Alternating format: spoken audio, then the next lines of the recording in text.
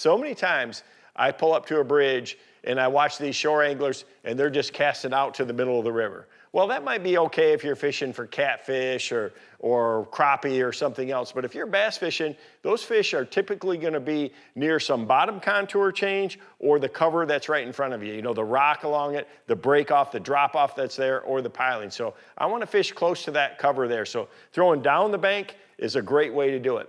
I look at the water clarity itself. You know, if the water's stained and dirty, I'm gonna think that a lot of these fish might be a lot shallower along the rocks, the riprap around the bridge, and then the pilings themselves. So a lot of times they're gonna be higher up in the water column, and they're usually gonna be pretty close to that cover.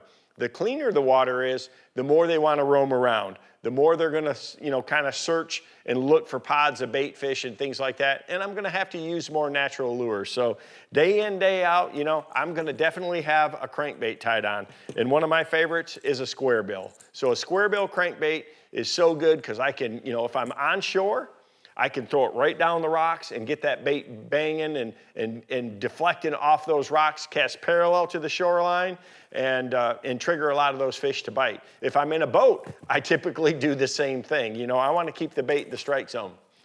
Another great lure is a spinnerbait, because a spinnerbait is a lure that I can control the depth zone on. So if I want to count it down to 5 feet, I can count it down to 5 feet. And again, if you're a shore angler, this will really help you from getting hung up. You know, if you're casting out along a rocky bank and trying to pull it up a riprap shoreline, it's real easy to get hung up. A spinnerbait's a great tool that won't allow you to do that. If it's a little deeper, you know, a small deep diving crankbait is gonna be a great choice as well. So that square bill crankbait and a little crankbait like this Strike King 3XD, they are money around bridges. You know, I'm gonna fish it again around the rocks and then parallel to those pilings. And the same with a spinnerbait. You know, if you can cast it around those pilings, it's a great way to do it.